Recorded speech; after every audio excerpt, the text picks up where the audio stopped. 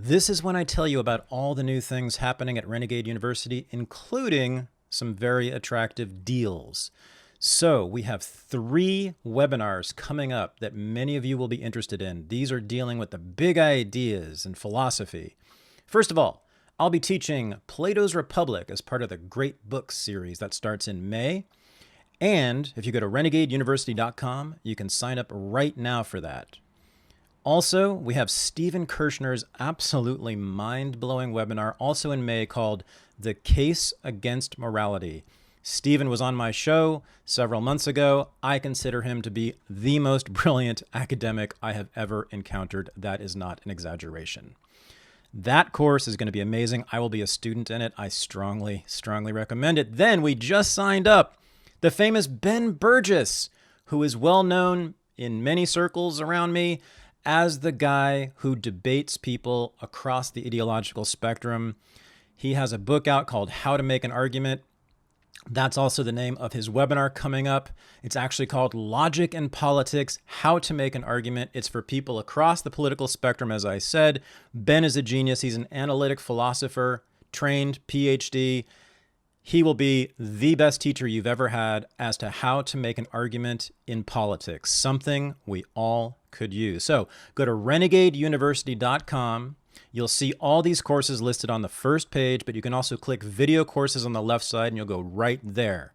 Check them out. Plato's Republic with me, The Case Against Morality with Stephen Kirshner, and How to Make an Argument with Ben Burgess. renegadeuniversity.com. I'll see you in class. This is the Unregistered podcast, and I'm Thaddeus Russell. This is a show about ideas, people, and behaviors that are considered inappropriate, out of bounds, or beyond the pale. The things you're not supposed to talk about if you're a school teacher, a college professor, a businessman, a politician, a parent, a neighbor, or even a podcast host. These are the things you're not supposed to say or even think if you're a good liberal, a good conservative, or a good citizen. Each week, I'll interview a person who has something bad to say. They might be a journalist or a professor. They might be a porn star or a drug dealer. They might just be an ordinary person with an ordinary job who doesn't care about the rules of polite society. I'm not interested in breaking the rules just to be a troublemaker. I'm interested in people who break the rules of conventional thought and to expand the scope of what is possible to say in our society. I'm interested in people who make me think. Over the last year, the number of suicides in this country has spiked. But what is less well known is that men committed more than 3/4 of them. I had to invite my guest this week back onto the show to explain why, and hopefully to explain how we can make things better for men. This is my interview with Warren Farrell. This is my first in-person interview since the beginning of the pandemic. I'm in Warren Farrell's beautiful house in Mill Valley, California. We met the first time just a little more than a year ago when I interviewed you by audio, sitting at the dining table here. And I'm back, and I'm really just thrilled to finally be able to talk to anyone, but especially you. Without a mask on, you've been vaccinated, no guilt here, this is all good. I have so many things I want to talk to you about, and I've been thinking about you a lot over the last year with all that's been going on because of the lockdown, and other reasons too, but especially the lockdown, and the pain that it's caused, the psychological pain it's caused people, and I would say maybe especially men, and maybe especially young men.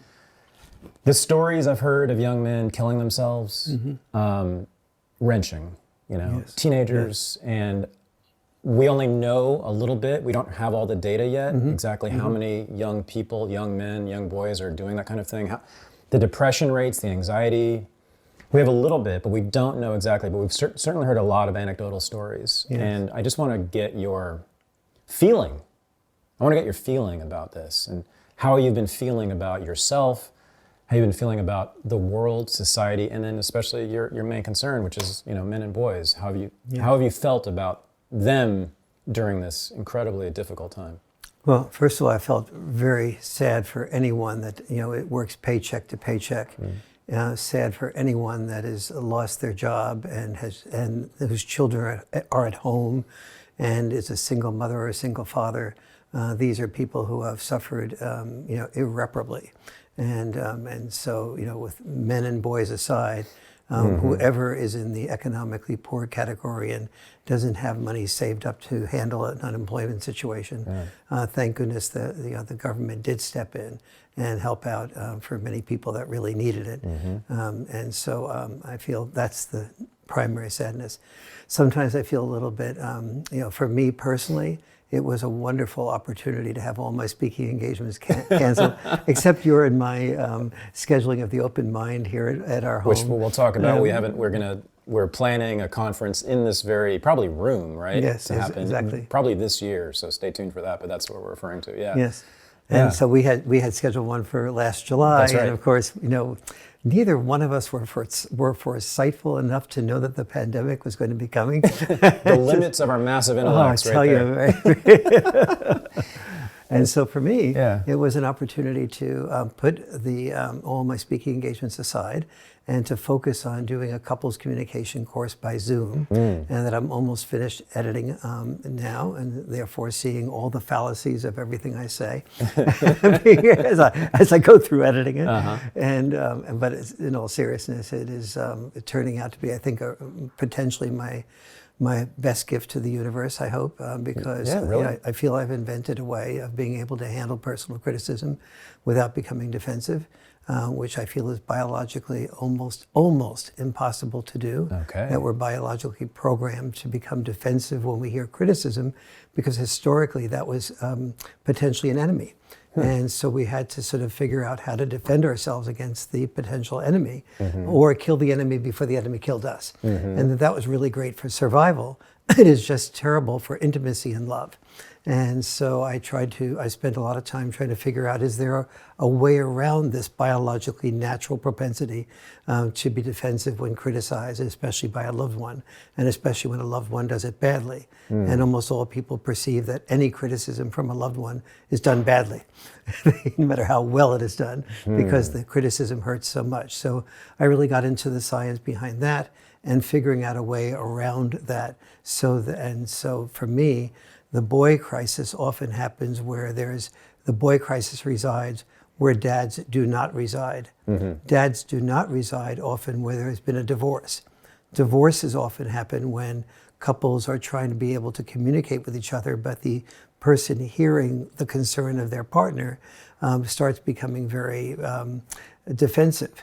And in the process of becoming defensive, the other person feels like that wasn't worth saying because it only escalated and got worse than than handling the concern. So they start shutting up and repressing their feelings. And in many couples, eventually a volcano gets built up, and eventually the anger that they have, that they're always being interrupted and so on, results in somebody hitting the other person. Usually the person who's feeling hurt and interrupted hitting the other person. Equally, by the way, equally about men and women hit each other in divorce situations. I mean, in marriage situations. It is not a disproportionate one sex. Controversial statement right there. It's a statement of fact, purported fact. Can you back that up? Yeah. Okay. In fact, when I did the research for a book called "Women Can't Hear What Men Don't Say," I looked at the 150 major studies at that time that had all looked at domestic violence and interviewed women and said, were you the first one to hit your husband? Interviewed husbands and said, were you the first one to hit your wife? And the first studies in the 1970s by Gellis and Strauss, these studies found that even the women said that they were more likely to be the first one to hit their partner than vice versa. Well, the feminists responded and said, wait a minute, what about different levels of violence? Men hurt women more than vice versa. So they constructed 7 different levels of violence, from, slapping somebody to shooting them. And so in every single one of those 7 different levels of violence, women acknowledged that they were the ones that were more likely to hit their partner than vice versa. Men acknowledged that women were more likely to be the first ones to hit. But it was not a big gap in percentage. But so feminists were, for the most part, furious. And to the credit of feminists, many of them went out and did studies of their own.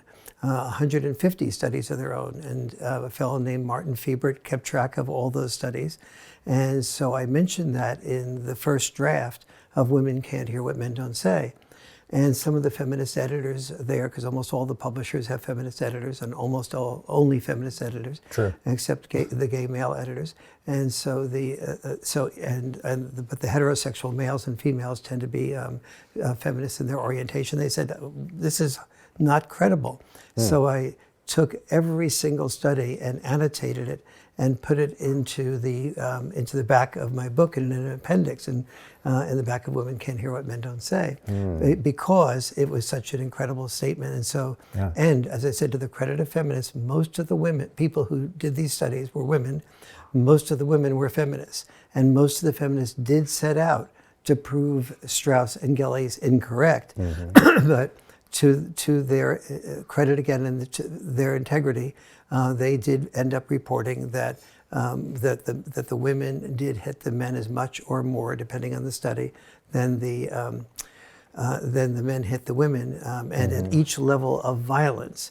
Now, the fascinating thing about this is that the only level of violence that couldn't be detected was who killed who. And so technically speaking, it appeared that men killed women more than women killed men. But when I investigated that, I found that when men kill women, the spouses, men tend to do it directly. They shoot the woman, or usually shoot her, and then they shoot themselves. So it's very evident to the police that the women have been killed by that man. Whereas when women kill men, there's more conditions. One is he has to have a will. It has to be made out to her. He has to have a substantial amount of money. And then there's two groups of women who kill men. Women who are poor get their new boyfriends to do it with them. And the women who are wealthier hire somebody to do it. But both of those people develop contracts with their partners. And when they do kill them, the idea is to not be found out. Otherwise, the insurance company will not give insurance money to them and the other person that helped them. But if they are found out, and here's the key: if they are found out, the FBI records it not as a woman killing a man, but as a multiple offender killing. And it is probable that those multiple offender killings are the great majority of the killings at that level, but we don't know that for sure because we don't know how much is covered up and how much isn't. And so, but the deeper understanding is that when there is domestic violence, the way we handle it is by having women's shelters available to women. And the women's shelters are all focused on when there is a domestic violence situation, never go back to that man, because once he's violent, he'll always be violent. That is exactly the opposite of what needs to happen. What needs to happen is that there needs to be men's and women's shelters, first of all. It's very unfair to women that women be the ones expected to leave the home in a domestic violence situation. Why shouldn't the man do that as often as the woman? First. Second, the job of all shelters should be to help the couple communicate more effectively. Because when people can hear the perspectives of their partner, if you're my brother and you're being very critical of me, and you said Dad always preferred you to me, and I'm sort of arguing why Dad always preferred you to me rather than the other way around, then the chances are fairly good that will escalate, and you'll interrupt me and I'll interrupt you, and one of us might end up hitting each other. But if I said, gee, that I never realized that, tell me more. My goodness, that must have really hurt and be upsetting to you to feel like you were left out, and I was always focused on it. It is true that that I was always the student body president and the big spokesperson and stuff like that. That must have felt really. I always thought I would be a good example for you as my younger brother, but I didn't realize it was feeling like you were neglected and left out. Now the chances of your hitting me after I say something like that have gone down to about zero. And so the training that needs to happen after a couple gets into a violent situation needs to be that type of training. So I asked the Deputy Assistant Attorney General of the United States, who had been in charge of the domestic violence situation in the Department of Health and Human Services, why this wasn't the case. And she said when she was in charge of all the domestic violence shelters in the country and all the domestic violence situation as part of the Department of Health and Human Services, she tried to make exactly that happen. But the infrastructure of the people, the feminists who handle the women's shelters, was so focused on getting the woman to get rid of the man in their life who they felt had been violent toward them, that she could not make headway with them, even though she had more power over this issue than any human being in the world. That's how, and so that is what we're up against in terms of introducing couples communication as a way of preventing violence to begin with, domestic violence, which would be a win-win situation, not only for the woman and the man, but for any children who would be able to see how disagreements can be worked out in a positive way rather than end up in somebody hitting somebody else. So that's incendiary in a lot of ways, and I want to flesh that out. But first I want to ask you, have you ever been hit by a woman? Me? Yeah. Not in any serious way. Okay. I have. By a girlfriend. Wow. Who I was living with. Yes. Yeah, in a serious way. Yeah, I was actually asleep when she basically punched me in the face. That, by the way, is one of the most frequent ways that happens. Oh, really? The man is asleep, because people have the image that the woman is hitting the man while awake, and sometimes that does happen, but a frequent method is that the woman will take so continue on your... It's interesting. Yeah, no, and she also once shoved me, she was very strong, she shoved me off the bed so hard that I flew through the air and landed on my hip, and I could have broken my hip. I didn't, but I could have. So, but once I was fast asleep, and she either slapped me really hard or punched me in the face. But I did not hit her back, and I never did. I wanted to. Now I'm thinking I should have. But so what you just said is incendiary, and By the way, I would disagree with that. You shouldn't have. Really? Yes. I don't know. I'm not opposed to violence. Well, tell me why. Why not? I just don't think violence solves anything. Of course you don't. Yes. Because you're Warren Farrell. And I'm Thad Russell. I'm a bit of a wild card here. Yeah. I don't know. So first of all, I might differ with you about what to do with a couple like that. Like, she and I should have broken up. We were not good. It was not good. And that was just one symptom of the problem. Sure. So I don't know, if people are hitting each other, I tend to probably side with the feminists on that. I tend to think that they should probably not be together, but I'm open. I'm all ears to you. But the bigger thing you're saying here, which is so big, I'm actually kind of reeling from it. And I'm also worried that we're going to get shut down on YouTube because of it. You have pretty much, I said it was incendiary, you have set ablaze, I think, the basic premise of most, if not all, feminist criticism of our society, which is that we live in a patriarchal culture in which men hold the dominant power. And they hold that dominant power, why? What's the basis of it according to feminist thought, to even non-feminist thought, which is based in our physical strength, our relative physical strength and size. So we're bigger and stronger, and therefore, ultimately, we have that power of the threat of violence that they don't. And you have just demolished that. You are saying, at least in modern society, that women are just as lethal and just as dangerous physically in a relationship as men are? It sounds like it. You are saying that. Yes, and I'm saying that, but I'm also saying that it's, to me, this is not only not incendiary, but it's also the source of potential peace and love. Yes. And because what is really happening here is when people hit other people, usually it happens when they are not being heard. They're not being understood. They're not being attended to.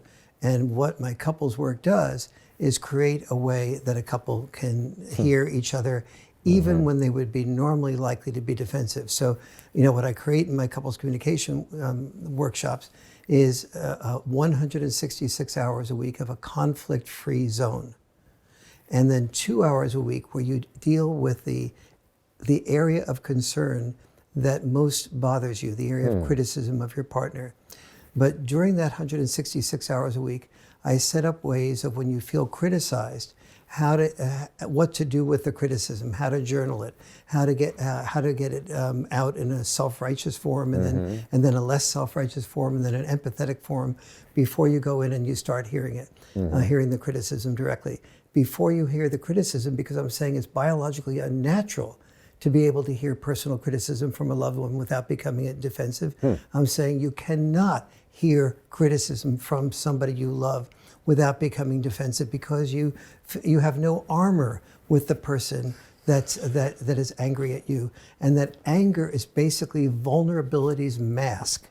That is a key understanding, is that when you see somebody angry, they're usually feeling vulnerable, hurt, and offended. And so before you can hear your partner's criticism, you have to alter your naturally biological state of propensity to become defensive and move into a different set of mindsets. That because it's evolutionarily not likely to be easily held, because it's against every evolutionary instinct we have, it can only be held, usually depending on the person, for somewhere between 20 minutes and an hour. And so you only have a short space of time to move into an altered state where you say something along the lines of, if you're my brother and you are criticizing me, and I am holding, I am just here for your criticism, the chances are fairly good you will feel that I've provided a safe environment for you, for your criticism. And if I provide a safe environment for you, you'll feel more loved by me, and therefore more love for me. And so what do I gain from hearing your criticism? Everything. What do I lose? Nothing. Right. And so with couples, I have them, make a decision about whether they would die for their partner. If take a 50% chance of dying for their partner, if they had a 100% chance of saving their partner's life. About 97% of men say they would do that, even though about a quarter of the men attending my workshops and the women are about ready to get a divorce or break up. Still, 97% of the men would be willing to take a 50% chance of dying to protect the woman. So this physical strength we've been talking about, men have biologically learned to use that physical strength to protect women. That's every generation had its war. And in those wars, the men were willing to lose their life in order to protect women and children. And this is what we're biologically designed for. Because so many unregistered listeners are now Paloma Verde customers, that company is blowing up.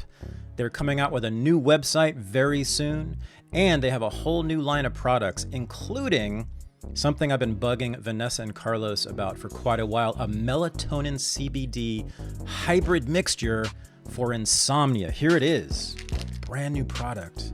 Go to their site and get it. This is what I've been waiting for. It's amazing. It's the thing that's helped me the most with my insomnia.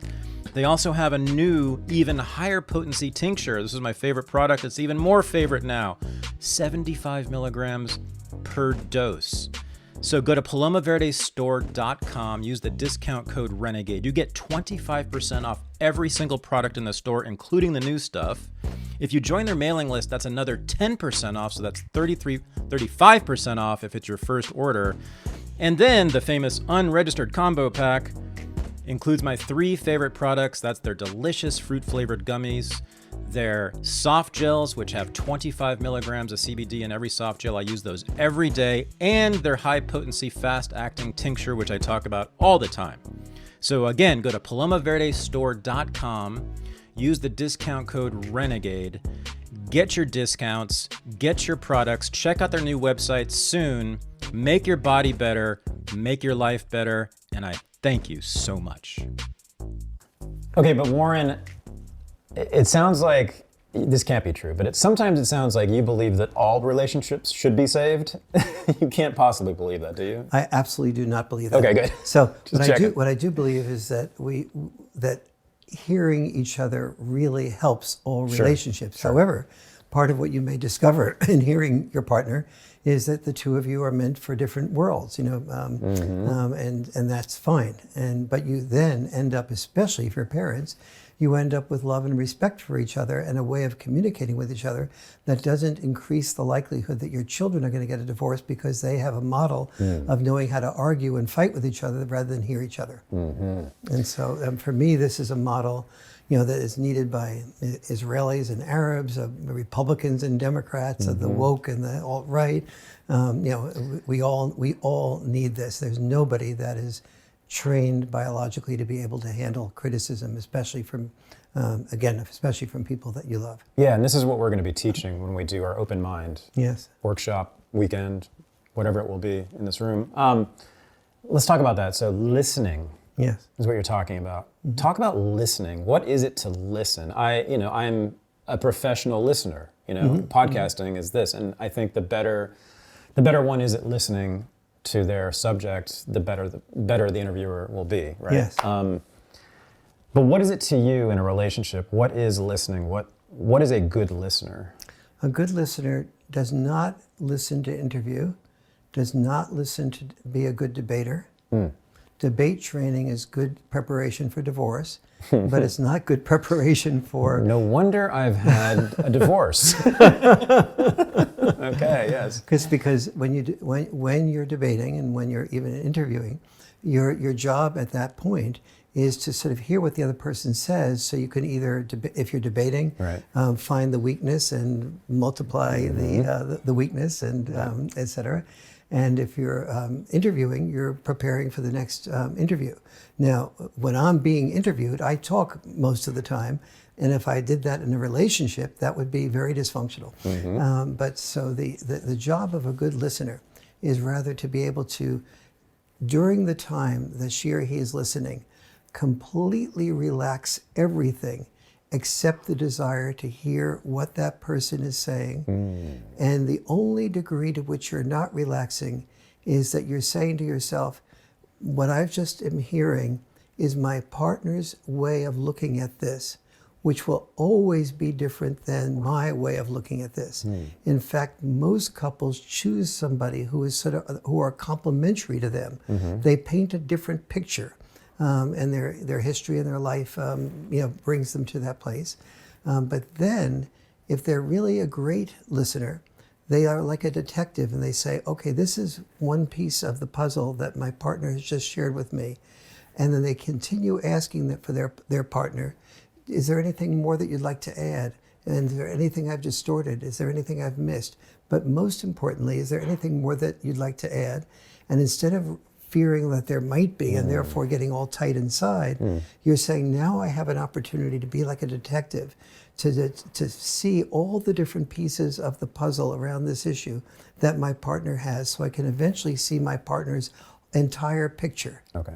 And when I see my partner's entire picture, I mean my partner's entire picture, why she feels this way, what her background was, the way her mother and father felt like this, when she's hollered at in such a way, does it bring back feelings and memories of being inadequate or hollered at by her parents or by friends or broken up with her last husband or whatever.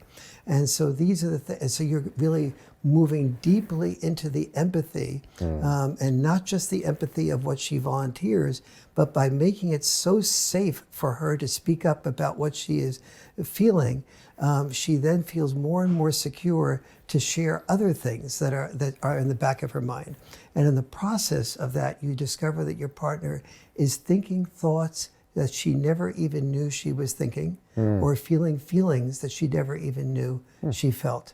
And then she begins to deepen her love for you, because it is like no one in the world ever did that for her before. Her parents never seemed to do that. Her sister and brother never did that. Virtually nobody else did. And that's what really creates love, not the diamond ring. That's beautiful. I'm skeptical because of my own experience, and because of the experiences I've heard about with other men in particular. So I know you've heard this, men often complain, right? They might be wrong, but they often complain that women in fights, inside intimate relationships, tend not to be so rational.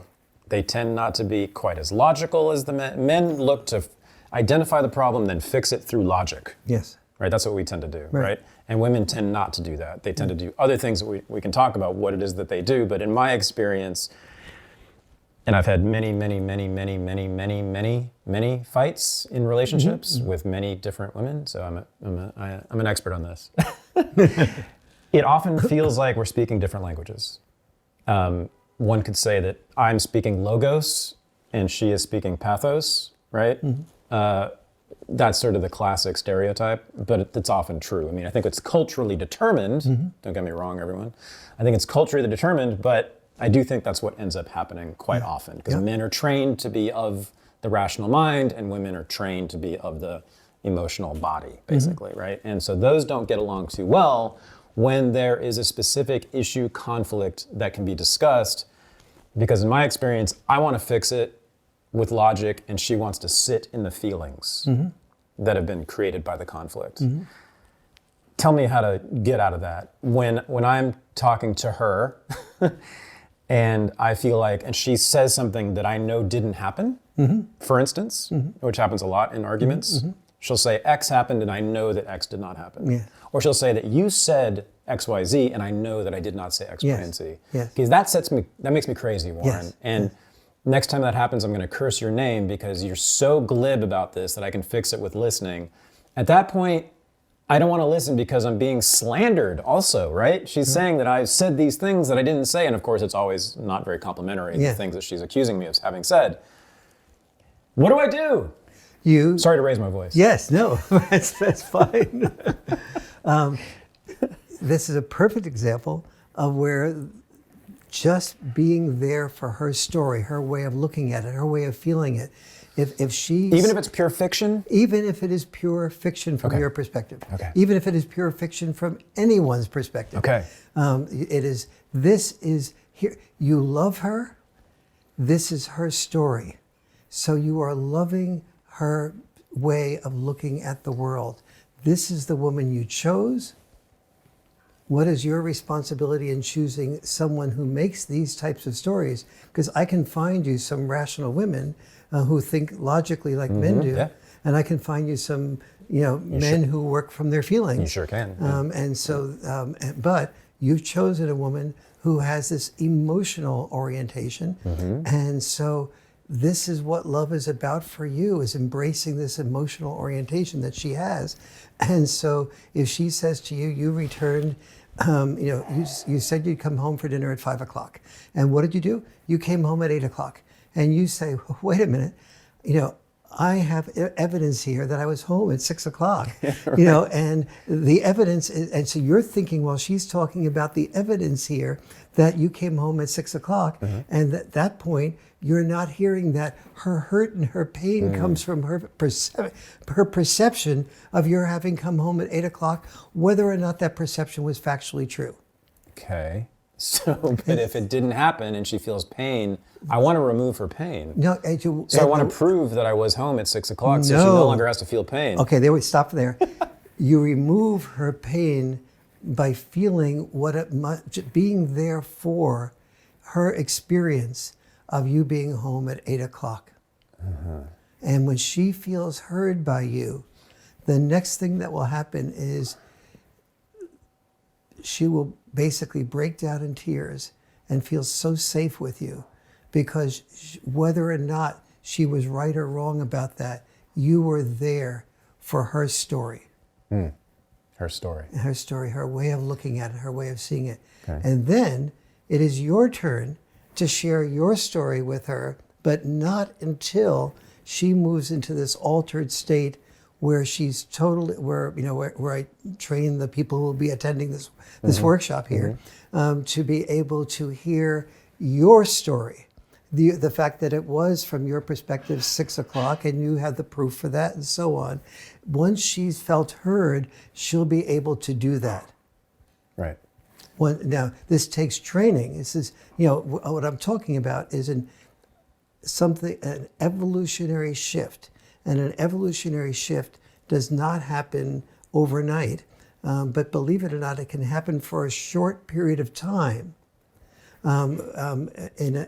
after 12, 14 hours of training. If the trainer knows what she or he is doing. Okay, so at what point am I allowed to tell her that I actually came home at 6 o'clock? Oh, when she feels completely heard about her story, then then she will move into an altered state where she is saying, okay, he will have a very different story than mine. This is the person I married, or I chose to be my boyfriend. I chose him because I love him. I want to hear his story also. And there's a number of other meditative steps I ask somebody to take before they hear criticism. So I'm saying she and you will not be able to hear each other if you work from the normal biological propensities to defend, to debate, and so on. So before she can hear you, she's got to also move into this altered state. She has to also know ahead of time, as part of the training, that your story will not be her story. And so I do a number of things to help people understand, why no one's story is the same as the other one. And particularly the people you choose to be partners with, they usually have some type of attraction that you feel to them exactly because of the differences.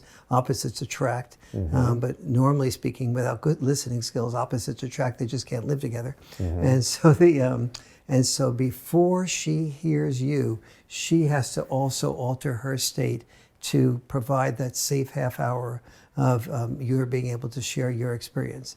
And so then you both walk away with enormous empathy for each other, because the issue is not, is she right or you right? The issue is you were experiencing this way of looking at it, and she was experiencing that way of looking at it. And you've both provided safety for each other to really feel heard about your perspectives on this issue. Yeah, I don't know why feminists don't love you, because you're taking their side. Seems like. So you're telling me that the next time a woman I'm with says something that's not true about what I did or said in the past, I should let that falsehood remain until she's entered her state or altered state and cries and goes through this whole process? I should allow the slander to remain? Yeah, you're at least for a time. For a time, okay. Because and from her perspective, and knowing from her perspective, that your story might feel like slander to her, or whatever to her, and so and you don't know any of that until you really fully listen to each other. And so the feminist part of it, am I feminist or not? Yes, I'm feminist if feminism is about hearing everybody fully. I'm not feminist if feminist is about, we live in a patriarchal world in which men dominated women and made rules to benefit men at the expense of women. We live in a world not dominated by patriarchy. We lived in a world dominated by the need to survive. And to survive, both sexes had rigid roles in the past. Women had to, in order to be seen as feminine and approved of, women had to raise children. They had to risk their life in childbirth and risk their life raising, spend their life raising children. They had to make sacrifices of their careers. Men, on the other hand, had to make sacrifices in their careers. So they had to go to war. They had to kill and be killed. And if you call being killed male privilege, then you're just missing something.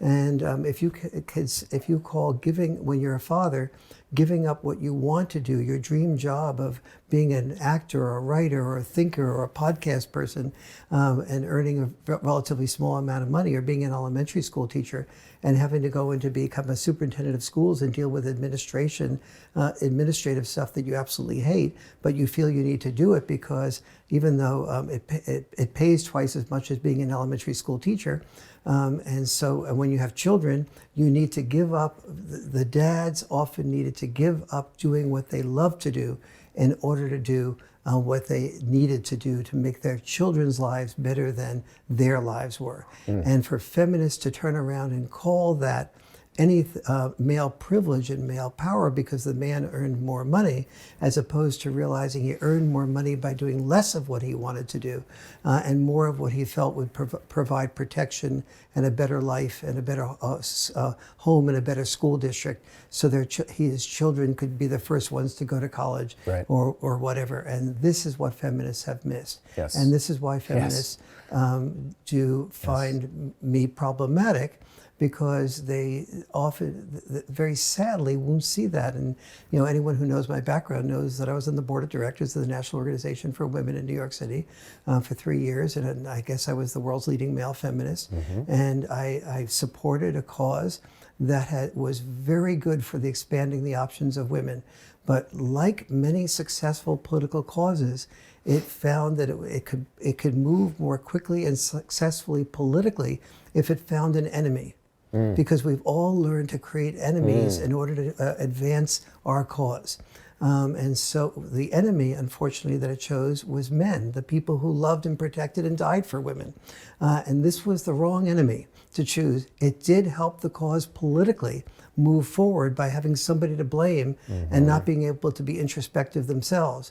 But it is exactly the opposite of real human progress, real human love. Yeah, I'll never forget my first experience with you, which was, I'm going to say 5 to 6 years ago, when men's rights activism became the big thing, the big boogeyman, so to speak, on the left, right? And I was like, what is this? Who are these people? And well, Warren Farrell is one of the major intellectuals in it, so I watched a documentary with you in it, The Red Pill. And I just didn't know what any of you all thought. I was completely a blank slate, except that I knew that feminists hated you and that you were allegedly misogynists. And I'll never forget the point you made and other men in that film made about how historically men in our society have been the ones who've been expected to go to war, have been the ones who've been drafted, who are the ones who were sent down into the coal mines, who were sent up into trees to fix power lines, all the rest of it. The most dangerous, worst jobs in history. Somehow I managed to not notice that, that the so-called patriarchy has actually been really lethal for men, if it is a patriarchy. And it doesn't sound like a patriarchy if we make the men do all the worst stuff in society, which I don't think there's any argument about that. To be drafted into a war where you go fight and kill in another country you'd never heard of, that's not a benefit or a privilege, last time I checked. It's just it's a stunning, incredibly important insight, I think, that you've made that is, I think should just revolutionize the way we think about gender relations. Yes. In Western civilization. Right? It's such a huge, and people simply don't talk about that. We talk about how women were denied the vote, true.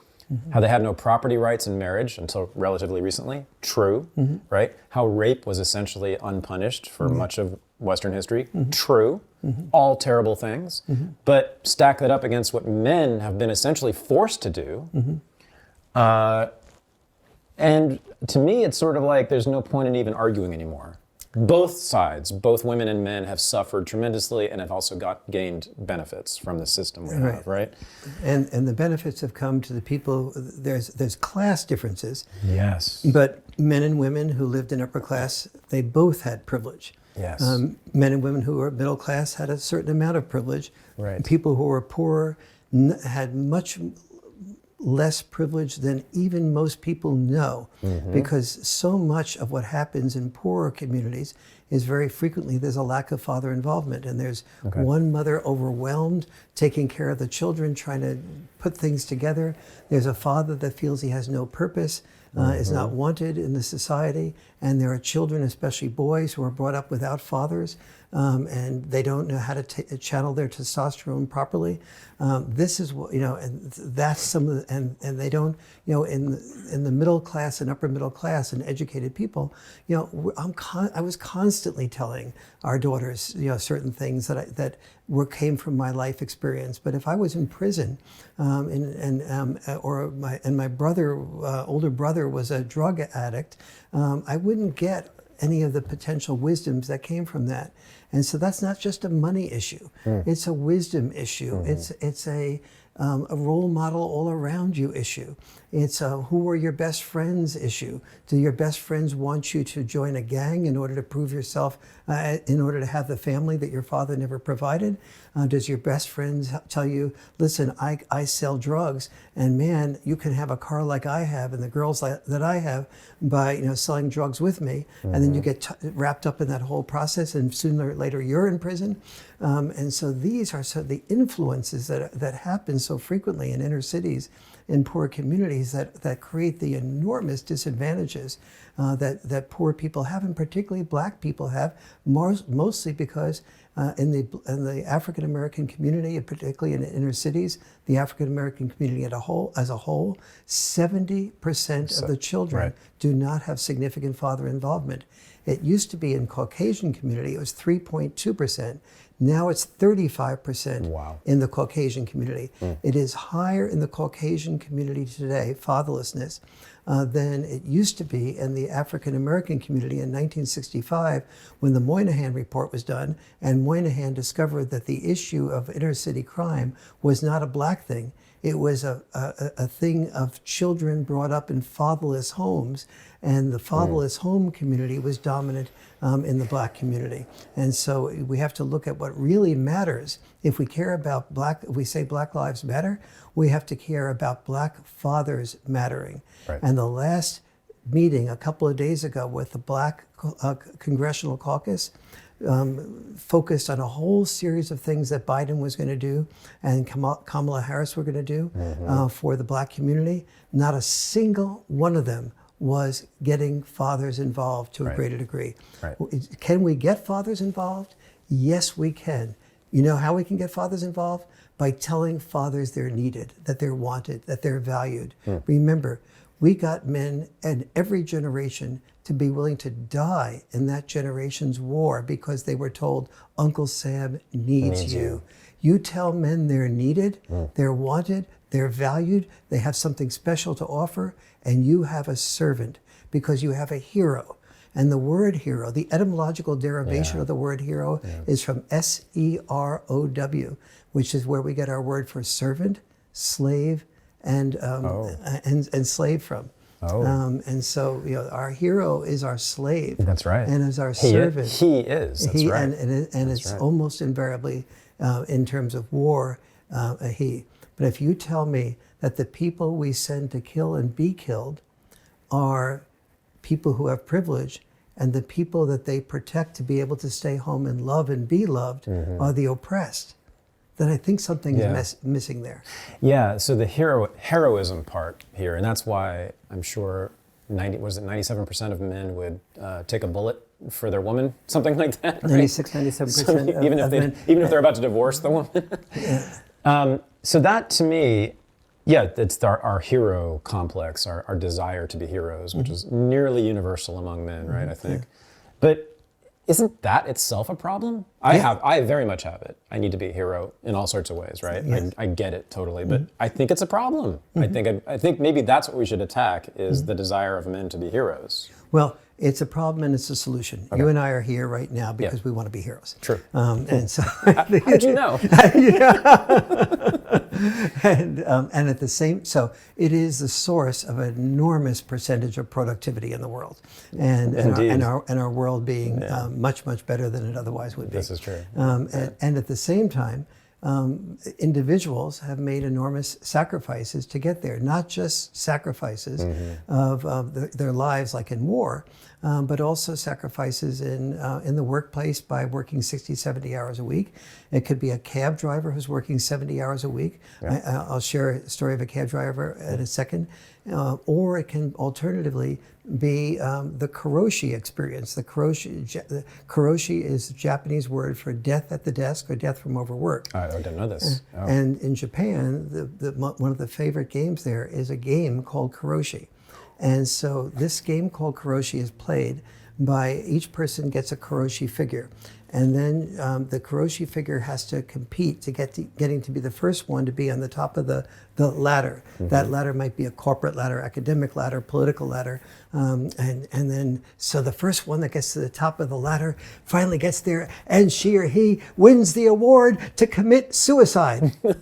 To commit suicide because the Japanese millennials, many of them, have an instinct that doing what men were told to do to be heroes was a way of committing suicide to yourself as a human being. As you became a hero as a human doing. That's right. And so they felt that difference. They feel that difference. And one of the reasons why, one of the sources of the boy crisis today is that because so many males, growing up males, are seeing that their dads or their grandfathers were just climbing this ladder thinking it was more power and that they would be to be successful. But they saw something wanting in the old definition of success of climbing that ladder. They saw that if you had to be away from the children, you were experiencing a sort of father's catch-22. You learn to love the family by being away from the love of your family. And so people love the fact that you had plenty of money that you were bringing to a home to go into a nice community, but they never saw you, and they didn't have a chance to feel heard by you and loved by you. And oftentimes, to become extremely successful at work, you learn characteristics and skills that are the opposite of becoming successful in love. Mm-hmm. So I'm having two feelings right now that I think might actually be the answer to everything. Well, you could be a real hero. That's right. That's why I'm here. I'm feeling a lot of sadness, hearing you describe what I know well to be going on anyway, but just hearing you describe it, hearing it articulated, right? Which we never hear that. We never hear about what happens to men. Yes. What they do to themselves, though, let's do that. And by the way, that's what differentiates you from a lot of the MRA people, which I don't hear you talking about women forcing men to go fight in wars, which a lot of them do, right? You say it's basically a collaboration. Men and women agree to divide labor in these ways, right? Men weren't forced into this stuff. And in fact, they choose it. They actively choose the hero role, as we said, right? I'm feeling a lot of sadness about all of the men who have chosen to kill themselves, essentially, their souls, if not their actual bodies, to be the hero, whether it's in a corporate job in Japan or if it's on a battlefield in France in 1917. Yeah. Tremendous sadness and sympathy, because I am a man and I have never been to war, but I've experienced some of this, right? I know what it's like, and I've known lots of men, and I've seen so much devastation in their own lives because of this very dynamic, right? We are not really allowed in this culture to talk about men in this way, to have sympathy for them, to talk about their travails, their plight. I don't want to say anyone's a victim, but the suffering. Yes. We get laughed at, right? We get laughed at if we talk about that.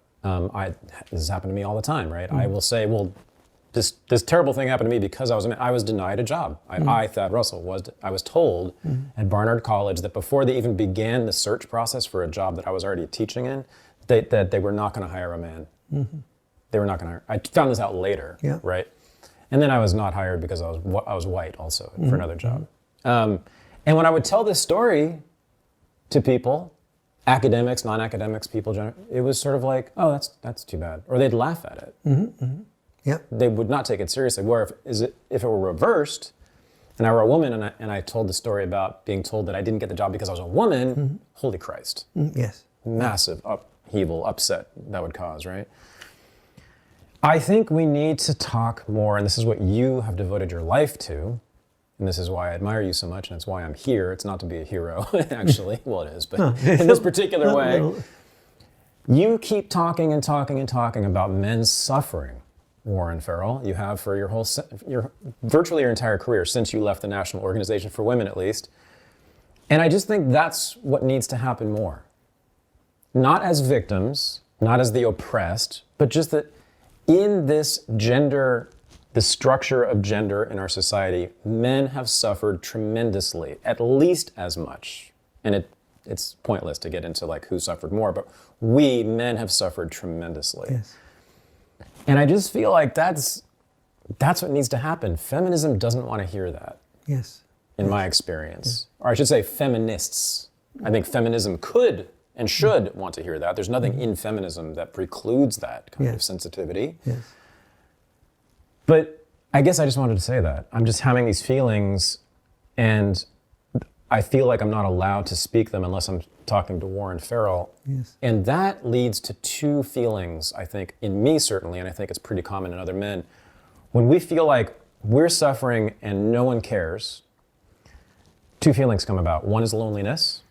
I don't think I need to explain that, why we feel extra lonely, and men suffer from loneliness more than women do.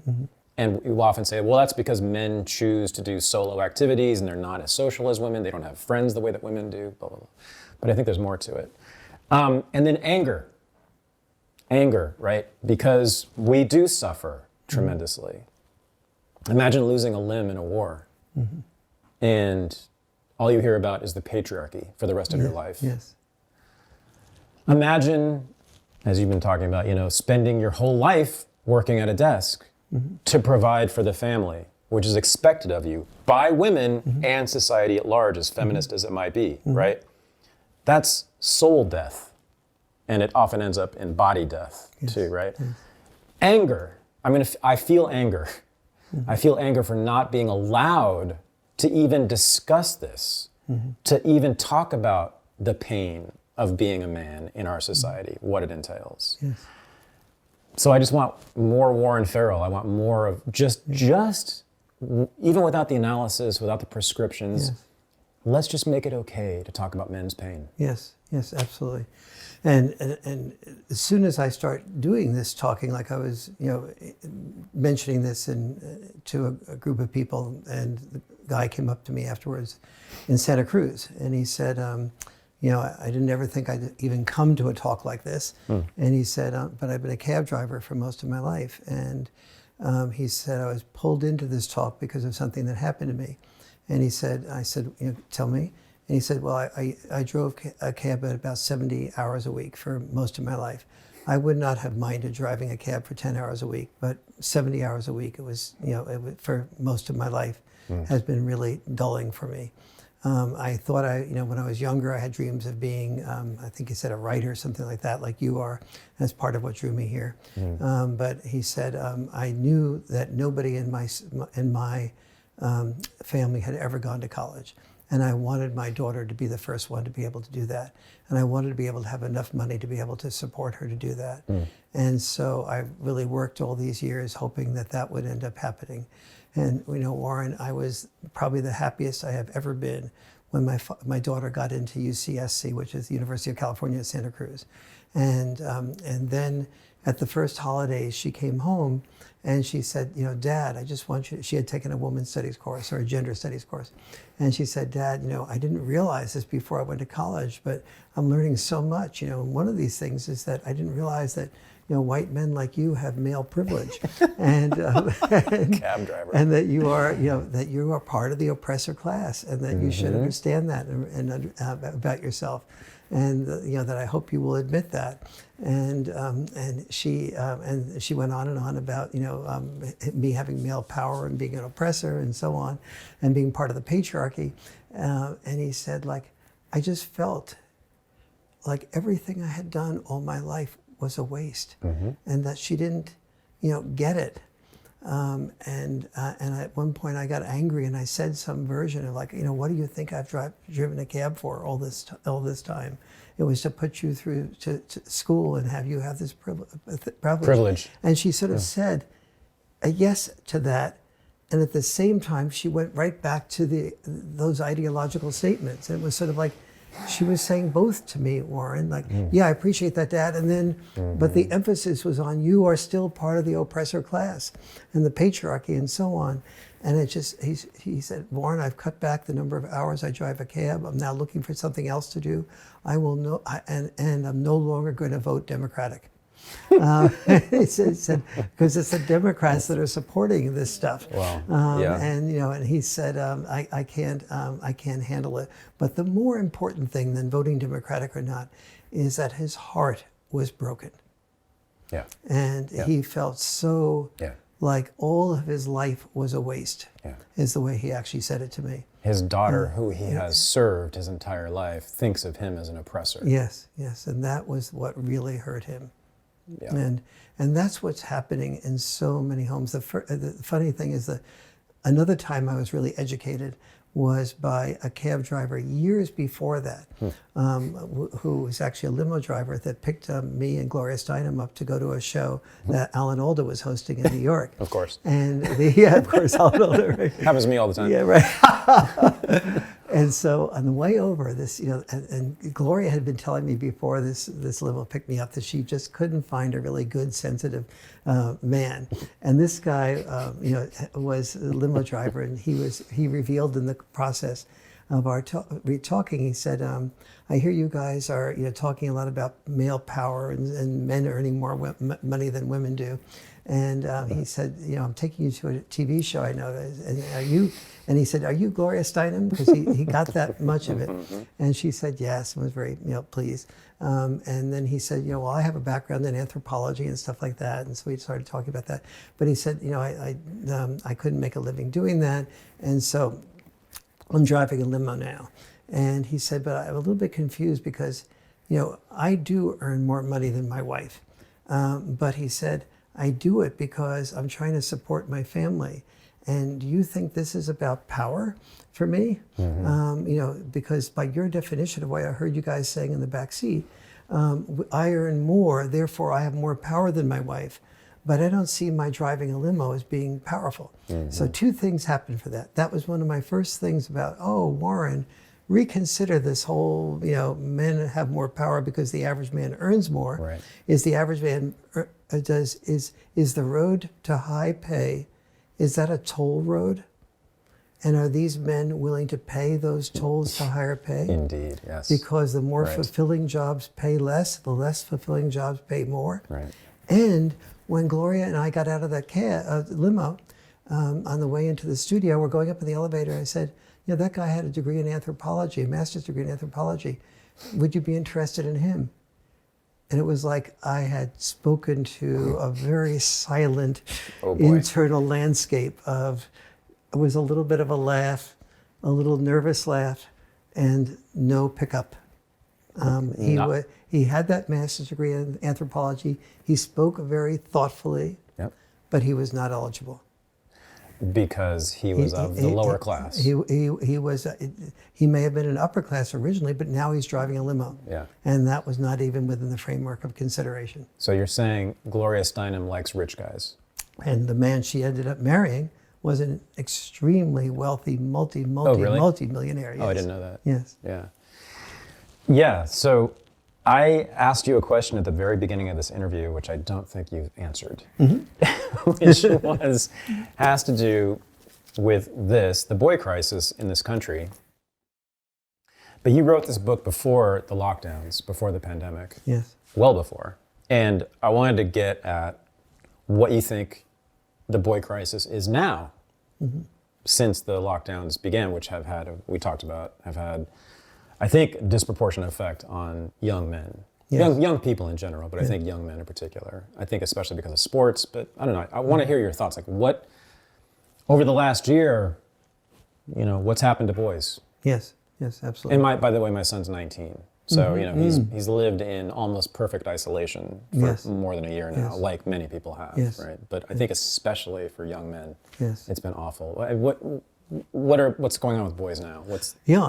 Boys have usually have much less comfort talking about their feelings and their fears with other boys than girls do with other girls, and that's really crucial to happen now. And so many boys have had the boys who have mothers only and do not have male coaches to play ball with, and do not have guys that they can hang out with that male coach to sort of talk about, at least get energy out of their system, are often extremely lonely. They often get addicted to video games, and they don't have the sort of the combination of the social skills. So, whereas women, when things are troubling them, they can talk to women very easily to a much greater degree, and other women are much more likely to support them and say, "Oh yeah, I'm having a problem like that too." And if there's a breakup, very few people know that boys suffer considerably more from breakups and long-term relationships than girls do. Oh yeah. We often think of guys wanting sex and moving on. Well, guys do want sex, but that's not in contradiction to them wanting love and intimacy. And it's more important for them to have that love and intimacy from a woman because they haven't learned to get it from other men. And so, whereas women, when the male and the female break up, women can go to the other women and say, oh, I'm just so down about that. And the other women will support them and say, well, you can do better than Mark. I saw Mark flirt with me once, and he really wasn't worthy of you. And by the time she's finished, at least her depression is somewhat alleviated by the support of other women, that she has new doors opening and she can do greater. Mm-hmm. Well, guys, oftentimes we give each other a couple of minutes of a window of opportunity to talk about what happened. But once we get the data, our guy friend goes, all right, let's go back to playing a video game. Let's go back to doing, a sport. Now, in the old days, it was a sport, a physical sport. Mm-hmm. By the old days, I mean pre-COVID. Wow. That's what it feels like. Yeah. It was a physical sport or an activity. You go out and you play basketball, and you finish that basketball game. You're all over each other. You're angry and upset at somebody else who fouled you the wrong way, and it wasn't called, et cetera, et cetera. But when you're finished with the process, at least you've gotten energy out of your system. All of that during COVID has been, boys have been deprived of. And boys do tend to play video games more and get addicted to video games. But the addiction to video games means your friends are just somebody you're sharing a video game with, which is actually helpful up to a point. Mm-hmm. But above the level of 15 hours a week at the video games alone, it begins to move into addiction level. And the average playing of video games by boys is 15 hours a week, whereas the average playing of video games by girls is 5, 6, 7 hours a week, but depending on the study. And so you have a much less likelihood of girls being addicted to the video games. Girls, by the way, do have pain and hurt too, but it's mostly from social media making them feel that everybody else is having a better life than they have. Mm-hmm. And so there's, and certainly, women who have been at home, as I mentioned at the outset, during COVID, and have lost their job and have children that are at home, and they are a single mother. I don't know how they're even doing it. There's stuff that's happening for both sexes that is very challenging. Yep. But as a rule, so let me be constructive about this here. So what to do with a boy, that's home during this area? Do try to get him involved with, especially now that restrictions are being limited and so on. Get him involved with male coaches. Get him involved with Boy Scouts, boys clubs. Yes, vet the people who are the Boy Scout leaders, and get him involved with faith-based communities. Yes, vet the faith-based community leader.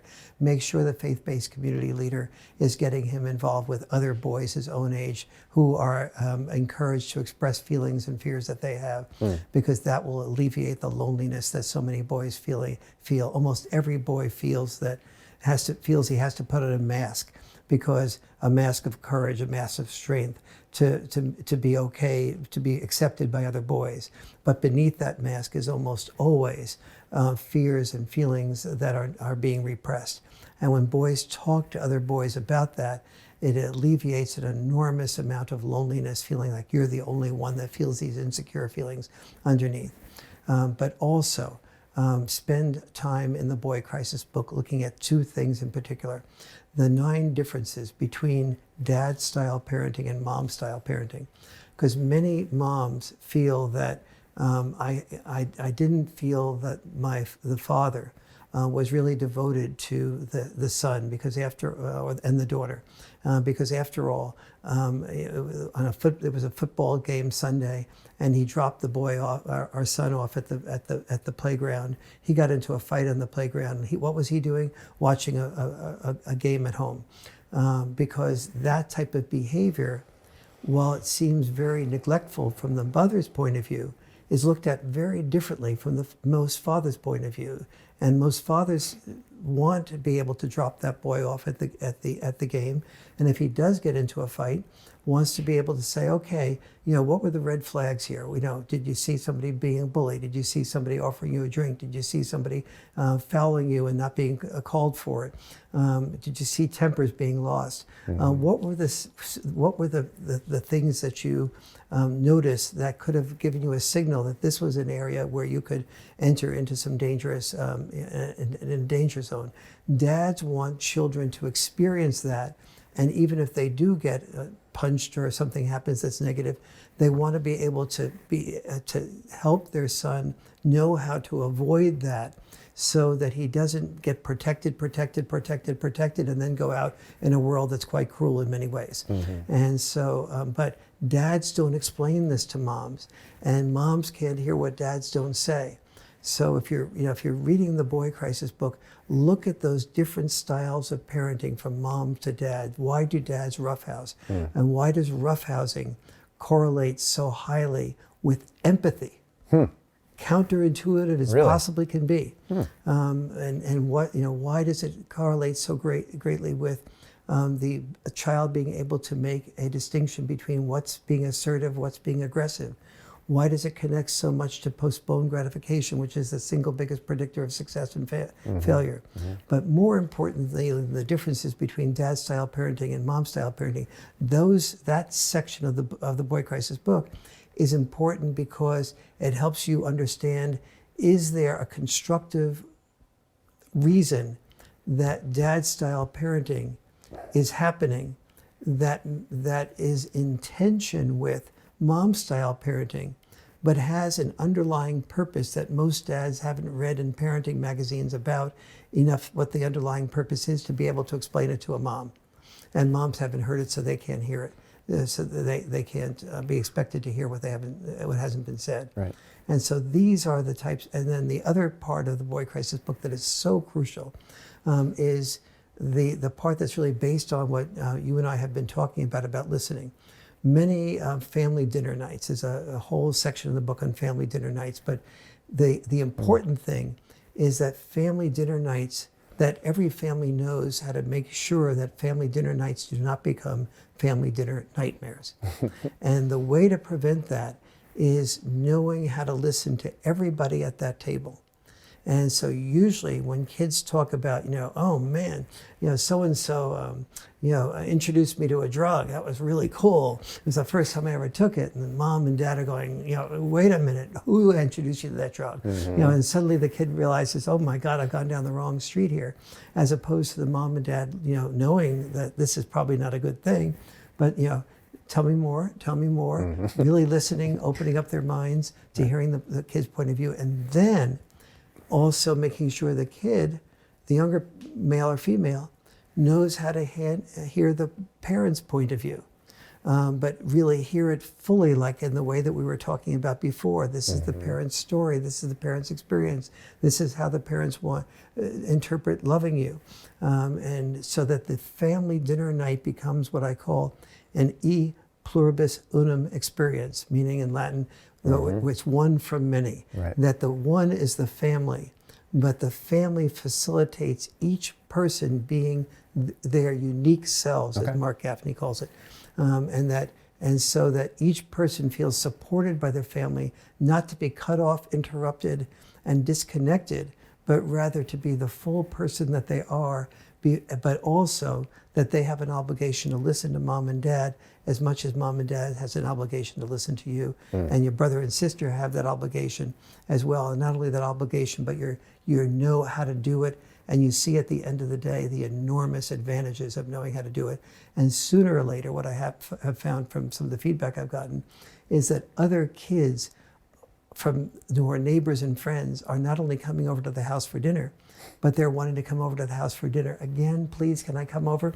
Because this is the only family on the block or in the neighborhood or in the school that really knows how to talk about controversial things like we're talking about here, but everybody is heard. Right.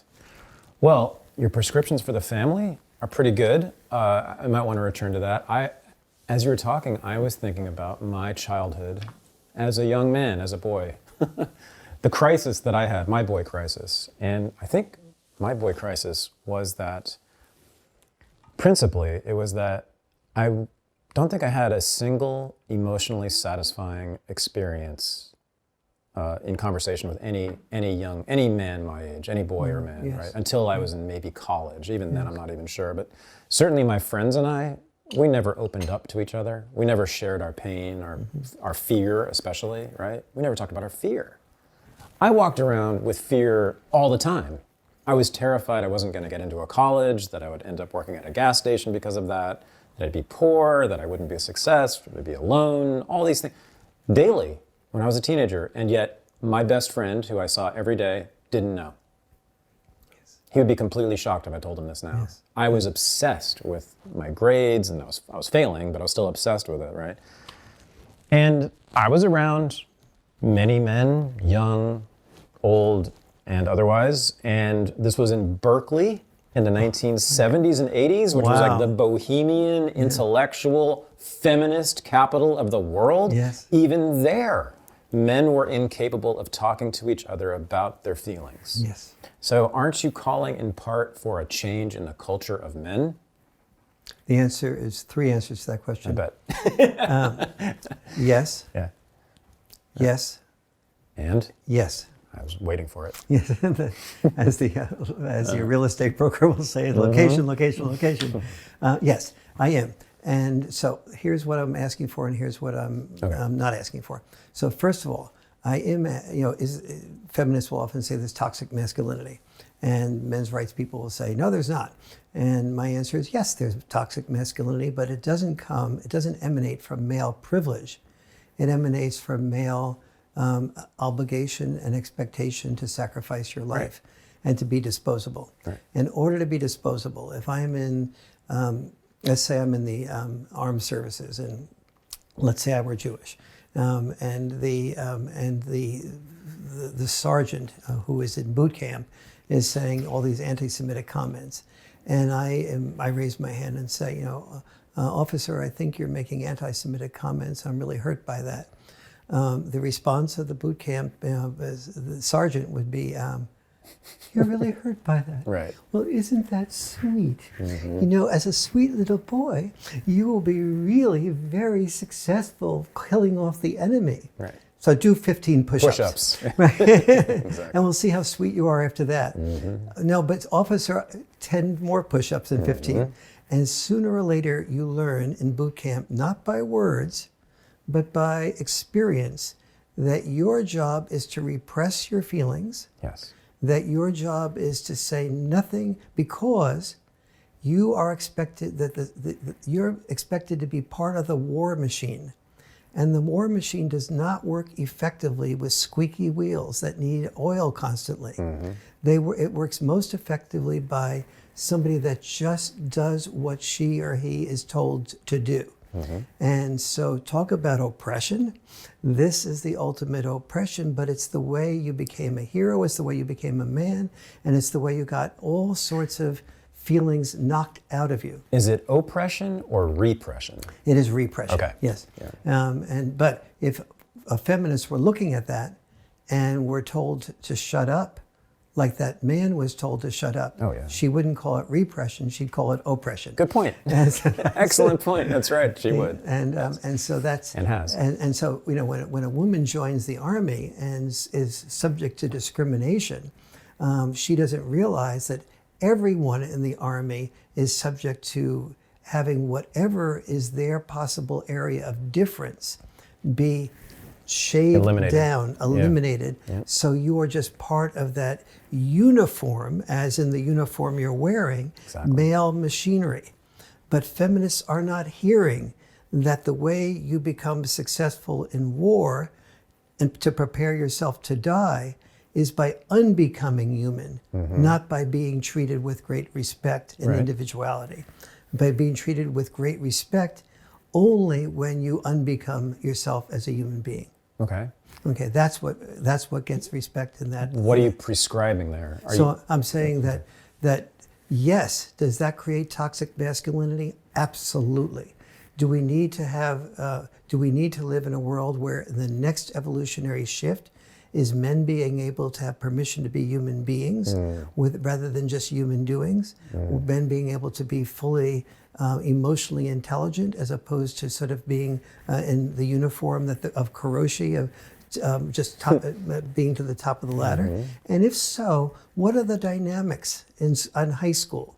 Is the young man learning that if he's warm and open and tender, but the cheerleader is still cheering for the captain of the football team, or the quarterback that threw the perfect pass, or the end that caught the perfect pass, or the kicker that kicked the last goal right through there? Or is he learning that when he loses, the man that loses his position on the football team still is, well, wait a minute, no, he's not cheered for. The cheerleader continues cheering, but she's now cheering for his replaceable part. The next man with number 7 on the uniform. It's grim. And so, and it's not just the cheerleader, but mom and dad were so coming to the games when you were playing that football, and they were saying to your younger brother and the neighbors, that was my son that caught that pass. They were rewarding you even today in almost every high school for risking concussions and spinal cord injuries in order to be able to be a hero, to be able to take this piece of leather across a goal line and have everybody love you for it. For doing, as you said, being. For doing. And loving for being willing to hurt yourself. That is, the more he's willing to be disposable. Football is in its current form, as opposed to flag football. Football is, by the way, is one of the most brilliant sports that has ever been imagined. Oh yeah? It has so many levels of education, but it also risks your life and your brain for it. There is a solution to this, which is flag football, in which you have almost all the advantages of football with only a tiny percentage of the injuries. Right. And that people like Drew Brees are beginning to support that and reaching out. Yes, a number of football players and the NFL has a flag football league now. The NFL Didn't know this. has also supported flag football. And so there's a whole, and this is the type of transition that we need young men to make, but we also need young women to make it as well, because as long as the young women are cheering only for the football, or largely for the football players and the ones that make the touchdowns, more than the ones that are invisible on the, or quasi-invisible on the line, boys will do what women want them to do to get their love. Okay, so we can take the violence out of football. We can't take the violence out of war, though. What do you prescribe for war and the war machine, right? And as a metaphor also. But I mean, you were saying we don't want to extend the culture of the military into the greater society, but we do, generally speaking, right? We demand stoicism, radical stoicism by men, as they would in a military, right? What do you want to do with the military and war? So first of all, I want us to all understand the sacrifices that you make when, in other words, you are sacrificing being part of yourself in order to serve in that way. So if you're informed of that, and you have good fathers and a good father and mother or male mentors to say, here's other things that you can also be, and then you go back because of your biology or something deep inside of you that really wants to be a firefighter, that really wants to be a soldier, because people feel, as every parent knows, you have a child, and from a very early age, you sense in that child a certain energy, a certain way of being, almost a sort of unique self, as Mark Gaffney calls it, and and that unique self, if you have both parents there, some percentage of people whose unique self will be, I want to be in the armed services, but the job of our parents and our male role models is to say, okay, but here's what you will sacrifice from being in the armed services, and what are your motivations, and then ultimately to be able to acknowledge him or her for joining the armed services, and also saying, you will contribute a great deal, because we will probably, unfortunately, for many years in the future, still need people to kill and be killed, or certainly firefighters and so on, and other protectors, or the CIA is also another way of losing your soul.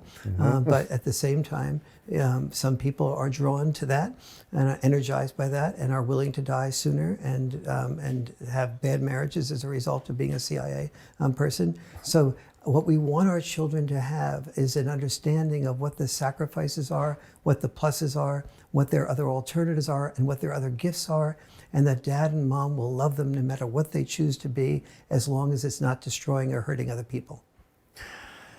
Am I right that you are calling in general for emotional transparency? Does that make sense? That the object really is to be transparent about our feelings, to let our feelings be known, and to be curious about the feelings of others. Certainly, that is part of it. Okay. And emotional intelligence also includes, Yeah, all of that. Instead of hiding, I say transparency. Yes. Instead of, because men, as we know, we talked about, yes. are famous for hiding their feelings So, except for anger. Right? Precisely. Yeah. And even anger, we would prefer to hide. Or modify it or something, right? And nor do we understand that anger is vulnerability's mask. Right, yeah. And yeah, so that is the way we exhibit our vulnerability, but it certainly is not experienced as vulnerability. It's experienced as something that needs to be fought against. And it's the most dysfunctional form of communication. So yes, I certainly am advocating transparency. And emotional intelligence is also more than just transparency. It is knowing constantly how to hear somebody effectively, how to sort of see that almost everybody is vulnerable when it comes to not being respected, and how you can. It is the thousands of little nuances. Somebody says to me, "Warren, will you do an interview with me?" And that this person is doing their first podcast, and they have no following. And I have to deal with, am I going to respond to somebody that doesn't have a following? But because I really want to finish my couples communication course, and I want to revise the myth of male power, and I have all these other things. And if I try to please everybody, I'm going to please nobody, and I'm certainly not going to please myself. I'm not going to do what I really feel I'm inside of me and motivated to do. So how do I write them back?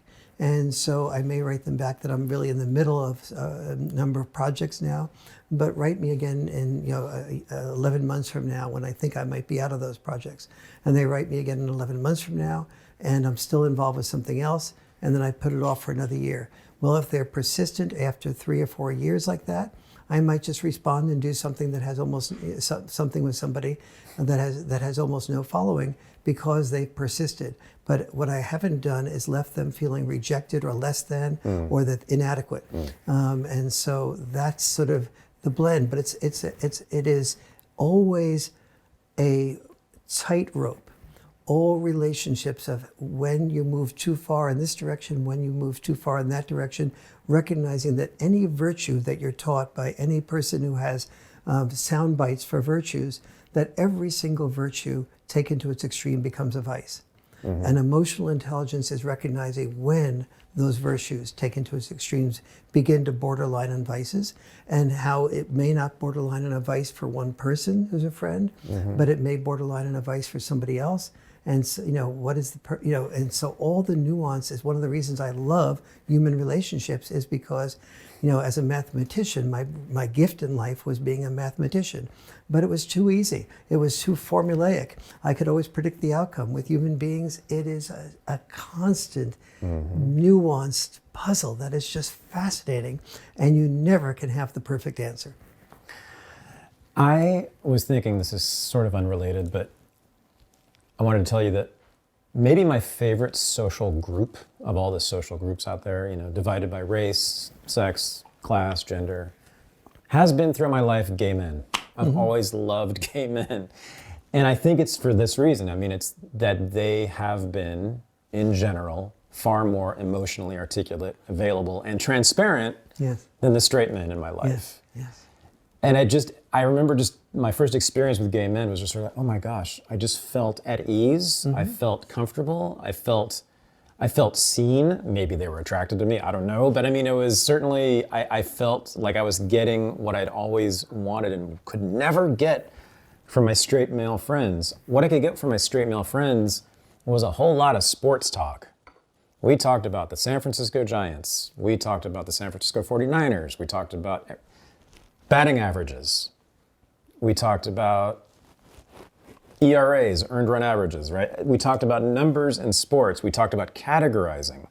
We cataloged things. The ERA was not the Equal Rights Amendment? That's what you successfully defeated. No, when you were a feminist.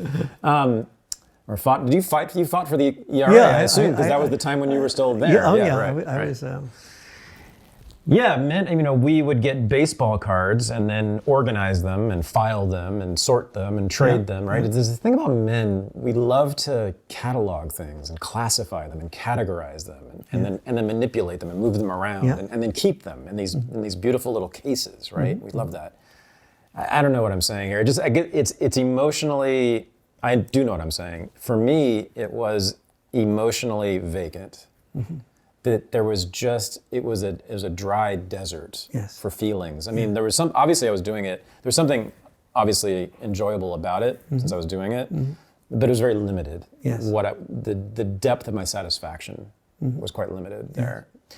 I just want to throw that out there, but gay men have always seemed to me to be sort of the vanguard of the movement that we need. Yes. As men. I think we should just look at gay men to emulate in these ways, right? Does that make sense to you? Yes, it does. Good. And so if you think about this in terms of, so what we were preparing men for was not privilege. We were preparing men for responsibility and obligation. Yeah. And I'll share something in this regard that's kind of sad, but also and personal. I was out here in California, moved out here for a few years, and my father and mother came out to visit, my father and stepmother actually. And for 3 days, my father, talked about his stuff and his stories and so on. And after 3 days, I said to my father, Dad, for 3 days you've been talking just about yourself and your stories, but not about, and you never asked me a question like, how are you?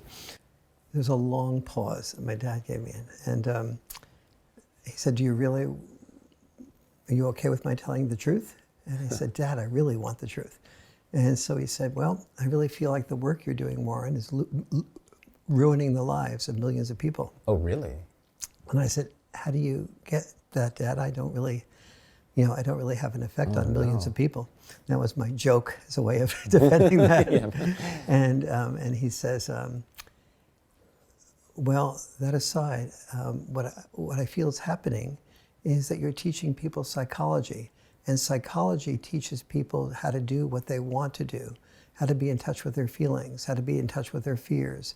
And I know you think that's good, but that's not what a man is about. Oh my. What a man's about is doing what he has to do, what he needs to do, what his responsibilities are, and figuring that out, and adjusting and being okay with that. And he said, I didn't do exactly what I wanted to do, but I knew that I was proud of raising you,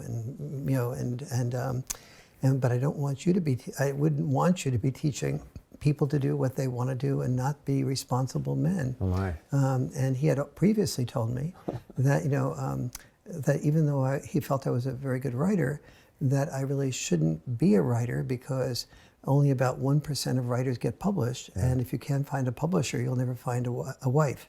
And so, and that even if I was published, it would probably just be once, and the average author only makes about $5,000 a year anyway, and you can't support a wife and children on $5,000 a year, even if you happen to be that 1% that gets published. And so, I heard all that.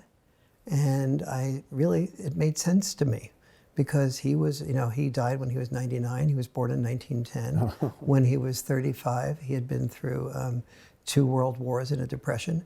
And so from his perspective, if you didn't focus on doing what you needed to do and give up all the fantasies of thinking about what do you want to do, what's my purpose, what's my unique self, those were all fantasy types of things that men were not allowed to do. And so that's sort of what I left him with at that point, but at least I understood where he was coming from. He was trying to teach me to be a man, a man's man, the only type of man he knew how to be, the type of man that could support his family through a depression, through a world war, through catastrophes, through a pandemic type of thing, and would not leave his family deserted. And so my heart went out to him on that, even though I felt like, and eventually I came back and said, and I didn't say this at the time, but a year or 2 later I said, Dad, I really want you to know that it's your success at being able to provide decently for me that has given me freedoms that you never had. And I really want you to feel the appreciation and the acknowledgement on my part that you've given me these freedoms to become who I want to be and to be able to experiment with the possibility that I could be a significant breadwinner and at the same time pursue something that I felt was my special gift. And that really softened him enormously, especially since I had continued to make enough money. That helps. But now let's take this back to the gay man thing. So the Well, wait, before you do yes, that, sure. let me just say what my response Yes, yes. would have been if I were you. Mm-hmm. It would have been one of rage. Anger. My father thinks that my work is harming the world?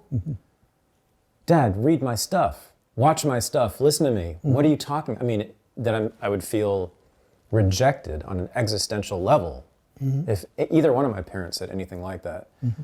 How on earth did you have that ability? Especially if your dad was a man's man.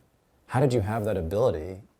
Even though you were already grown, I know that, already Warren Farrell, but to do that, to put aside, you must have had some hurt feelings, which must have caused something looking like anger inside of you. How are you able to put that aside and be so empathetic toward him in that moment when he's rejecting your life's work? Yes, yes. How?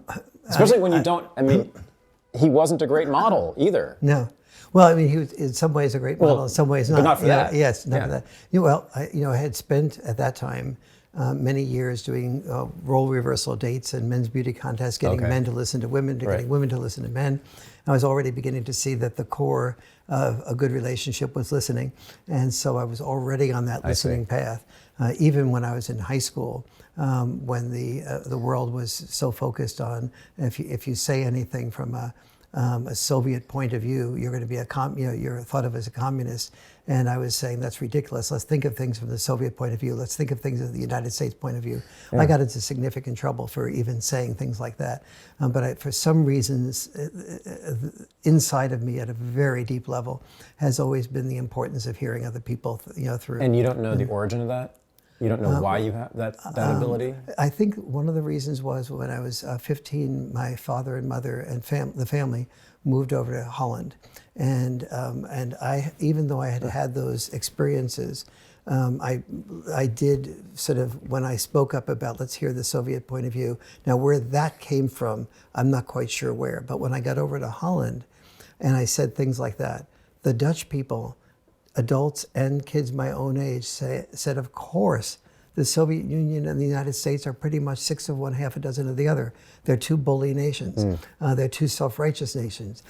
They're two nations that feel that they have all the answers and they're always right. They're more alike than not. And suddenly I felt like these quote original ideas that I had really had some veracity to them. They were honored. They were respected. And so that gave me an enormous amount of self-confidence to be able to sort of take the ideas that I had and maybe they could be seen, even though they were being rejected by my peers, that they did have some truth that was bigger than my peers were acknowledging. I'm still trying to get at your empathy. Now, it could just be this miracle that just for whatever reason you got it and the rest of your family didn't. But was your mother empathetic? Was she about listening to feelings? Was she about postponing her feelings of anger to be open to listening to the other person's hurt? She often got emotionally upset. Okay. And so I learned that I needed to listen to her and be empathetic to her in order to sort of quiet her emotional temper. Got it. That probably was a significant part of it. That's and interesting. she was a sensitive person, and very. And my father married somebody sensitive and emotional, and my mother married somebody who was a little bit stronger, as often happens. Interesting. Okay, now you were talking about gay men, or I was talking about gay men, and you were going to connect this story back to gay men. So if we think of that in relation to gay men, and we think about gay men throughout history, a lot of our great painters or philosophers, Da Vinci and so on, were gay males. And because they could put the time into the arts that didn't make much money, and because they could be, they didn't have to support a wife and children. So being gay freed men from having the family obligations of economic support. That's it. And so therefore the arts flourished largely with the disproportionately by the gay males. Most certainly. That's okay. Yes, makes perfect sense. I hadn't thought of that. That's right.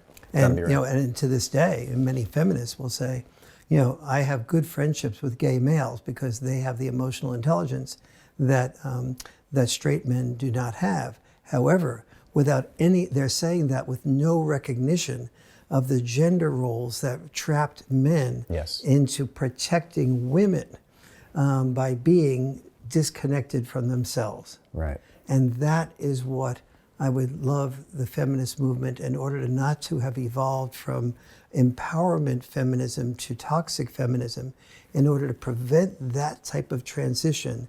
I wanted the feminist movement to be able to say, like it did at the beginning, I am woman, I am strong, not I am woman, I've been wronged, like it's doing today. And what the feminist movement is often doing today is being toxic in its own way. It is being very much victim oriented, and it's teaching young women to say #MeToo as a monologue.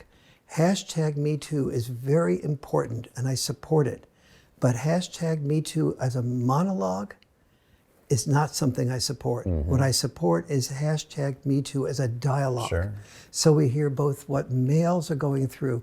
How does a young man who's 13 or 14 feel when he's going through school and is being told in school, the future is female, that you are an oppressor, that you are part of the patriarchy, that you have Rape culture too. Rape you're part culture, of that. yes. Yeah. And so the rape culture part is that you are part of rape culture. But so if you reach out and you touch a woman's hand who said yes to a date, and you touch a woman's hand who said yes to a date, and you don't ask her first to say yes, that you can be accused of sexual harassment. For people that are not aware of this is called affirmative consent. And in California, this is the law. And in 30 some odd states in the United States, this is going through their legislature. And that if your son asks a woman out in college, and she says yes, and he reaches over to touch her hand without getting an affirmative consent from her, yes, you may touch my hand, that he can be accused of sexual harassment. Now, if he does recognize that he would probably only be accused of sexual harassment by a woman who felt ultimately rejected by him, let's say he had an affair, or they broke up and it was a circumstance where she wanted to stay with him and not, she might retrospectively accuse him of sexual harassment. 99% of women aren't going to accuse the guy of sexual harassment, even though the law is on their side if they think that the guy likes her and she likes him. But if they break up, that's a different issue. So if the man learns this and he says, well, I have to have, if she accuses me of sexual harassment, it's he said, she said, so I'd better have a piece of paper that I bring around with me with getting affirmative consent at every single level of initiative taking, which is what the law says you must do. But I better have that in writing. So you can imagine your son going around and having 20 affirmative consent things for a woman to sign. The woman's going to think that, man, have you taken the sexual dance out of this relationship? The romance has just gone down the hill. Even if I were attracted to you to begin with, I now think if he was a wimp. So he is a potentially sexual harasser if he doesn't do affirmative consent, and if he gets affirmative consent taken care of, he's a wimp. And he's now a 13, 14, or 15-year-old boy who is on average significantly less mature than the female that he's asking out. And we're expecting the less mature sex to take the sexual risks of rejection, being caught between a rock and a hard place between being a harasser and wimp. And we expect him to have the emotional maturity. The less mature sex, the less emotionally intelligent sex, we're asking them to take all the risks of sexual rejection. We are not only hurting and damaging your son, but we're also hurting and damaging women, because we are not respecting women enough to be training women, socializing women in school, to be sharing those risks of sexual rejection. Right. If we want women to be the risk takers that men are, to be the Steve Jobs, the Zuckerbergs who started in garages and didn't have any guarantees of success, and only 1 in 100 succeeded. If we want women to be equal numbers of self-starting risk takers and CEOs and founders of companies that will change our lives, we need to have them work on sharing the responsibility for taking those risks of rejection in high school, in junior high school. Prepare them for that. It is demeaning to women to not be asked to share equally those risks of rejection. And that is what feminism is doing. They want to, it's pick and choose liberation. It's what being willing to call women victims when men do it too soon, or ignore men who don't do it soon enough. But what we should be asking women to do is share that risk of rejection. And then second, let's say Andrew Cuomo comes on to you and you feel uncomfortable at being come on to in the workplace. And part of what we need to do as real feminists would be to say a woman that feels uncomfortable in a given situation should say right then and there, Governor Cuomo, I'm feeling really uncomfortable. These questions are going into a personal area, and I'm not feeling comfortable with that. I'm not interested in being sexual, and I sense you're coming on to me sexually. Could you stop that and not do that again? But so we need to ask women, require of women, that they say what their feelings and fears are and their discomfort at the time it is happening, not 10 years later. Mm-hmm. And so, number one. Number two, we need to have the woman make it clear that if for some reason I change my mind on this, I now know that you are interested. But so it will be zero risk of rejection for me to reach out to you and say, I've changed my mind on this. Mm-hmm. But I also want you to know, Governor Cuomo, that I'm not going to be changing my mind on this because I'm not attracted to you, and don't expect that I will change my mind on this by your offering me better positions. Gotcha. But that's not going to change my mind. So she undoes herself as a potential prostitute or a trade-off person of your power. My sex is equal to your power. Mm-hmm. And so once we've moved to that level, then also understanding that, yes, Andrew Cuomo must understand that woman has an experience of powerlessness before his power. Mm. That's a truth. Mm. Okay. But the opposite is also true. Right. That a governor is willing to risk his career and his life and his reputation asking a beautiful young woman out because he feels as governor that's the only way he can be equal to her beauty power and her youth power. Mm. And he has his own experience of powerlessness as well. And when we understand both sexes' experience of powerlessness, we will be helping both sexes hear each other and love each other more fully. Mm.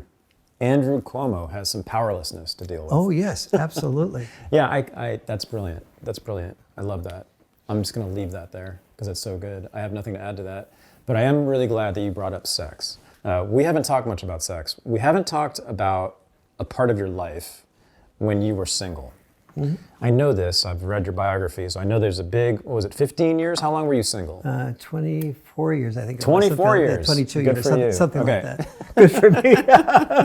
Maybe not, I don't know. The happiest years of my life are right now, being married to Liz. I was going to say, so you don't know this, but Liz and I had a conversation just before we started doing this, and she told me about how you met, the story about how you met, and how,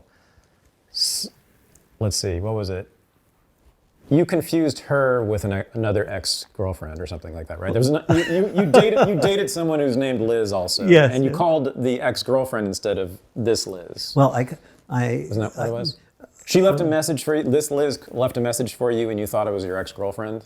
Sort of, yes. The other Liz. What happened was that I had an assistant, and so I left a message on my answering machine saying, if you please leave your first and last name and a phone number. Mm-hmm. But Liz felt that I had, that I assumed that I knew which Liz it was. And so she called me, and I got the message from my assistant that Liz calls. And so I called back my former woman friend named Liz, and we still had a very good relationship, just not romantic anymore. Right. And she said, well, I didn't call, but it's great to talk with you, blah, blah, blah. And so I just tossed it off as something must have, been off there. And so a few weeks later, Liz is walking with her children to a library, and she sees a picture of someone that she intuits is me on the front cover of a magazine, a learning addicts type of magazine. And so she says to the kids, just a second, I think I get the feeling that that's Warren, the guy that was supposed to call me, call back. And she goes over, and sure enough it was, and she calls the guy that introduced us and says, your jerk friend, he never called me back. And so when my jerk friend, quote unquote, when my friend, the guy that introduced us, went out and played tennis with me, he confronted me on this. And I said, she never called me back. And he said, no, she called you back. He didn't believe a word I said. And then finally I pieced all the pieces together and realized that in fact that it was her that, that had in fact called back. And so I eventually right after that, I called her back. And then we got together after that. And the first moment I saw Liz, I went, yes. Oh, yeah? Yes. I mean, it was like I said, yes, Greg, who is the guy that introduced us, Greg Dennis. And I was just I could just feel the energy of attraction and, the right combination of body language, et cetera. This is despite the fact that she was wearing jeans and drove a Jeep. But I think it was that combination of femininity and sort of not just trapped in femininity alone that appealed to me. And she apparently had the same feeling about me, but not because of my outfit. So 24 years, and she was the one. So first of all, I want to ask you, why were you single for that long? Because I felt I had never met the woman I did not want to get involved in another relationship that would potentially be with the wrong person. And so I did live with a couple of women for a few months to a year or so, up to 4 years. But I just didn't feel that same combination of comfort levels on all the things that are important for a long-term relationship. No, but most people still settle nonetheless. And this was in middle age. You were single in middle age, right? So what is it? Wait a minute. This is 27 years ago. You're telling me I was middle-aged then? Yes, I was middle-aged. But you were right. I'm joking, of course. Yeah, it was I mean, your single period was well past your 20s and 30s, right? Yes, exactly. So, I mean, that's unusual. And most people by the time they hit their 40s or 50s, are either in a relationship that's a good one, or it's in a relationship that's a bad one, but they're settling. Yes. So why did you not take that route? Because I was comfortable enough living by myself and dating different women, but I always wanted a long-term relationship. I just wanted it to be really good and solid. Good one, yeah. And Liz and I are very different.